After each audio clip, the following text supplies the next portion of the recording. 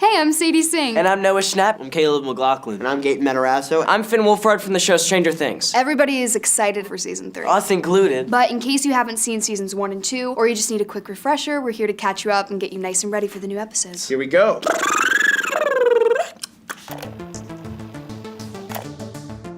Super fast, here's a quick rundown of all the important characters in the series. There's Mike, Will, Dustin, and Lucas, the most awesome one, who are all best friends. Mike has a sister named Nancy, and Will has a brother named Jonathan. Nancy's dating this really cool guy named Steve Harrington and is best friends with Barb. Will's mom is Joyce Byers, and the Hawkins chief of police is Jim Hopper. Oh, and we can't forget 11, but we just call her Elle. Hawkins, Indiana, here we come.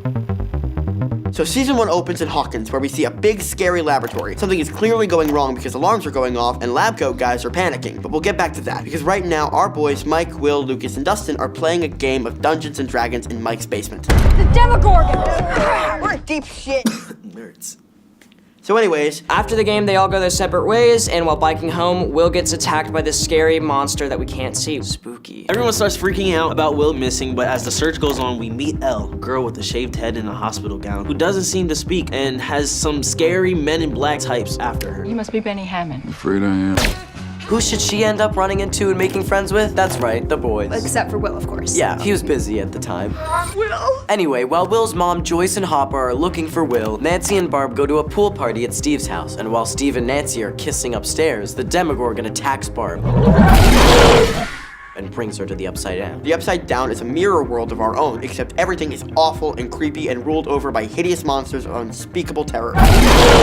But again, 11 can communicate between our world and the Upside Down, so that's pretty neat. Now, at this point, Will has figured out how to communicate with his mom from the Upside Down using various Christmas lights, which he can flick on and off. This leads to Joyce covering the whole house in tons of Christmas lights and figuring out a system of interdimensional communication all her own. Which makes her look like an absolute crazy person. She's not. I don't care if anyone believes me. Also, we get some gnarly flashbacks that show us Elle was used in these terrible experiments where she's sent into the black void at the lab near Hawkins. Eventually, state troopers find what appears to be Will's body in the water of a local reservoir. As you'd imagine, everyone's pretty shocked and upset. But Hopper, bless him, is suspicious Okay.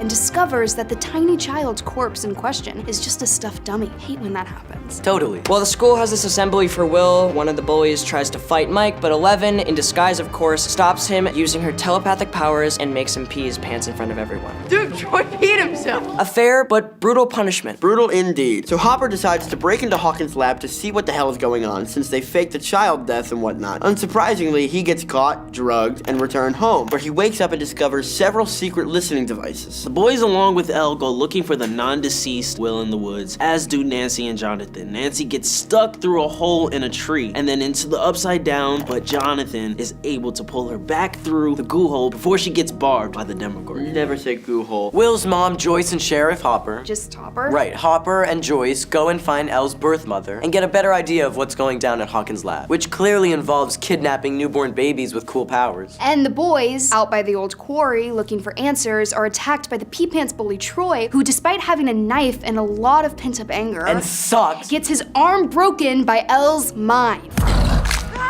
Oh, and Elle also makes Mike fly. Or maybe we just say hover. I can say that that is awesome and very rad. The squad from Hawkins' lab knows about Elle hiding out with the boys at Mike's house. The bad men, as they are called, set out to kidnap her back. Luckily, her superpower mind is able to flip the vans over, which rules very hard.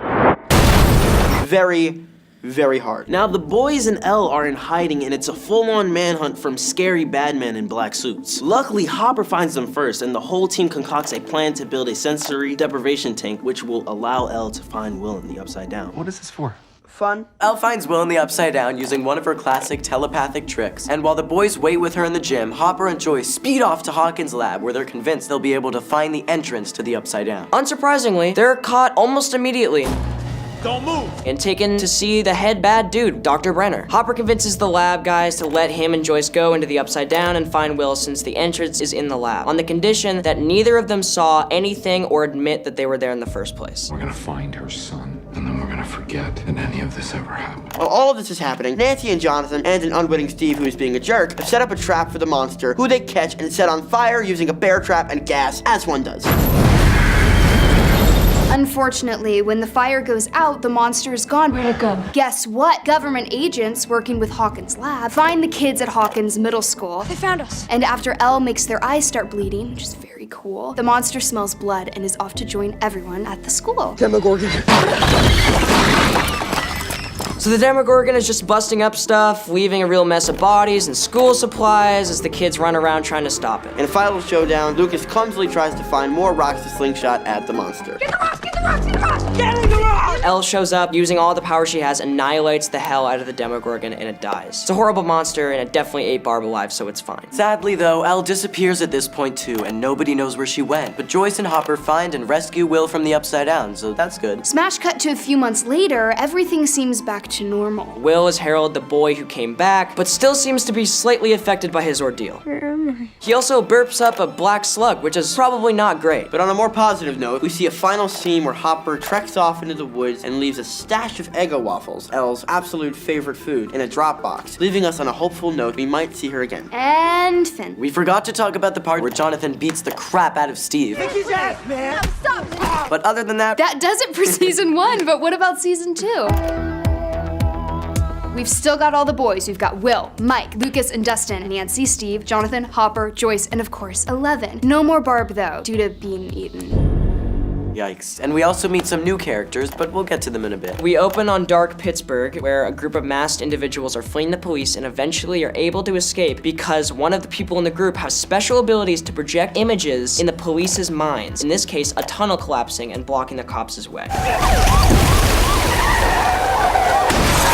We see her nose bleeding just like Eleven's does, so that's probably connected. The scene changes back to good old Hawkins, Indiana, where the boys are at the local arcade trying to figure out who the new high scores in the machines belong to, a mysterious character named Mad Max. Cool name. Who's Mad Max? Better than you. We also find out that even though Will is back from the Upside Down, he's not all the way back. He walks outside the arcade and is struck with the dark vision of the horrifying shadow monster looming over the entire town. You okay? It's no big deal. Back at school, Nancy and Steve are still going steady, and we meet two new transfer students in from California. The devilishly handsome Billy and his stepsister, a young skater named Max. Like Mad Max, maybe? Oh, and Joyce is now dating the manager of the local Radio Shack. Our old friend Hopper is called out to the local farm where he discovers all pumpkins are rotted all the way through. Will is seeing a doctor from Hawkins' lab, Dr. Owens, who is helping him deal with his PTSD, but we all know it's something more than that. Time for some good news. It turns out Elle is alive and well, and living with Hopper up in a remote cabin in the woods. She's living in the woods and getting extreme cabin fever, and also occasionally visiting Mike through her little void space. Because government bad guys are really looking hard for her, even a year after her disappearance. While the boys are trying their hardest to make friends with Max, Hopper heads into the woods to explore more of the weird goose stuff that is killing all the pumpkins, and discovers that the problem is seemingly emanating from, Hawkins' lab. Oh, and Nancy and Steve have a huge fight at a Halloween party, and by the end of the night, it seems like she's actually warming up more to Will's older brother, Jonathan. While the boys are out trick-or-treating, Will has another terrifying run-in with the mysterious shadow monster, this time in full view. Gotta tell ya, it's pretty scary. Meanwhile, Elle, who wasn't allowed to trick-or-treat because it might expose her, does her own void black space trick to go see Mike, who she misses a lot.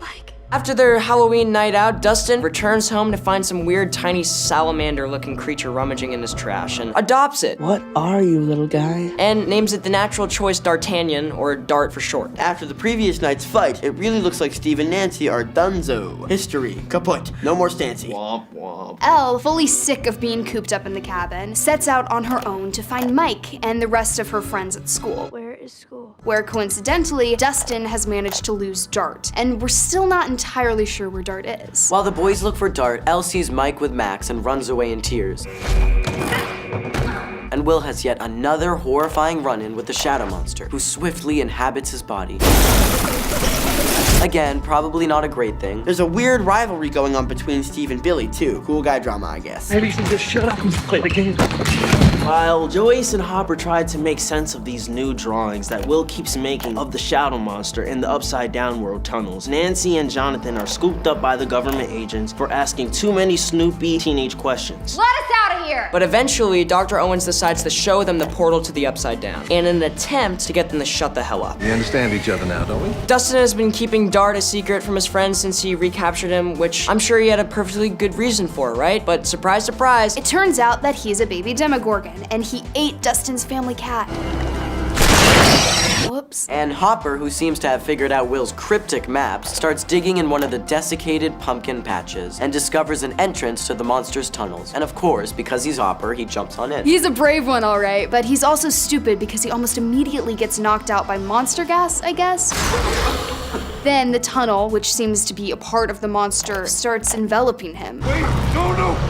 But more on that later. Meanwhile, Elle, who discovered Hopper's research on her origin, heads off to find her birth mother, who we find almost completely catatonic in a rocking chair, unable to communicate. Sunflower, rainbow. That's a bummer. Oh, and Nancy and Jonathan enlist the help of a wacky private investigator, Murray Bauman, and end up hooking up at his weird garage. With help from Bob, who has a real knack for puzzling, Joyce is able to find Hopper and is quickly joined by scary dudes in ET-looking suits from Hawkins' lab, who begin to burn the tunnel because apparently the monster absolutely hates warm stuff. One unfortunate side effect, however, Will is clearly being inhabited by the monster, as this tunnel burning causes him to convulse in pain too. And honestly, he's been acting super weird for a while now. Dustin enlists our old friend Steve to help him capture the now husky-sized Dart, who is trapped in the cellar of his house. You ate my cat. But Dart is super strong and busted out. Uh-oh. With Will, Joyce, Hopper, and Bob in the hospital recovering, Dustin and Steve set out in the woods to search for Dart, and with the help of their friends, erect a kind of Demogorgon fortress in the woods. Things do not go as planned. This is Stranger Things. What do you expect? But we do find out that Steve is kind of a great babysitter, in ways that only a Hawkins babysitter would need to be. What the? I still can't believe Max's family moved into this bonkers town. Oh, come on, you love it. While all this is happening, Will, now operating as a kind of spy for the monster, which in true D&D style is called the Mind Flayer, summons armies of demodogs to the hospital with great ominousness, I might add. He made me do it.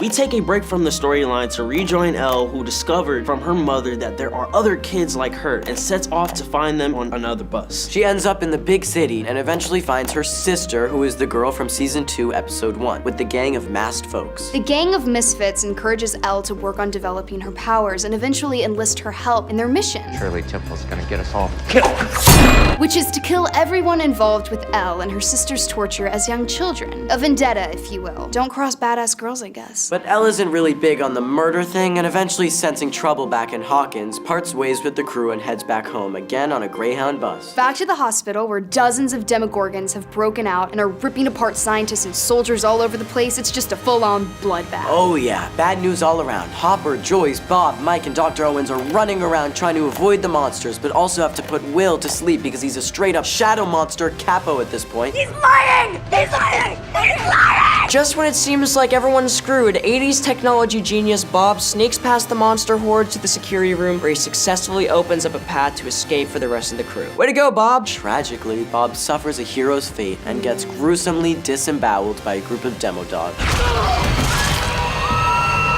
You're with Barb now, Bob. The surviving gang escape back to the buyer's house, but are eventually set upon by more demodogs. That's not good. They just can't catch a break. But just as they prepare to go down fighting, a limp demodog corpse flies through the window, heralding the return of, you guessed it, 11. As Hopper leaves with Elle, Steve is charged with babysitting the kids, which he is, again, very good at. Does everybody understand that? Babysitter Steve. Mom Steve. Alas, an irate Billy comes by looking for Max, and he and Steve end up in an epic fight. One that is actually ended by Max, who threatens to nail that Billy. Guess that's why they call her Mad Max, huh? Joyce, Jonathan, and Nancy try to exorcise the shadow monster from Will before it completely consumes him, using the only weapon they know hurts him, heat. Meanwhile, Steve and the kids head down to the tunnels to try and burn up the monster with some gasoline. Hard to imagine they'll be able to do what a bunch of soldiers with flamethrowers couldn't, but you've gotta admire their pluck. And of course, no monster could be fully defeated without Elle, who alongside Hopper descends into Hawkins' lab's gate. And as Hopper fires off a machine gun at the demodogs, swarming all around them, Elle uses her powers to fully close the gate beneath Hawkins' lab. Bye-bye, Mr. Mindflayer. Way to go, Elle. Cut to a month later, where the government finally was forced to admit their role in the death of Barb and Bob, and Hawkins' lab is shut down for good. And as a nice little wrap-up for our heroes, all the kids end up at the school snowball, where Dustin has a, let's say, new hairdo. Elle shows up looking very dolled up to dance with Mike, and oh, they finally kiss. And oh, Lucas and Max are a couple now. Pretty damn cute if you ask me. Unfortunately, in true Hawkins form, the final shot warns that stuff is about to get extremely real for the kids in season 3. Anywho, now that you're all caught up, you're ready to dive into season 3. That's good.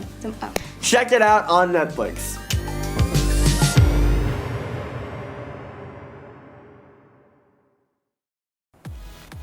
Millie Bobby Brown ha raccontato che il suo primo bacio l'ha dato a Finn Wolfhard sul set di Stranger Things. È stato orribile, ha dichiarato, nel backstage tutti ci guardavano ed è stato imbarazzantissimo, posso immaginare. Qual è il vostro personaggio del cuore? Fatemi sapere nei commenti e guardate che figa la mia maglietta, in info box trovate il link per comprarla. Ciao da Valeria.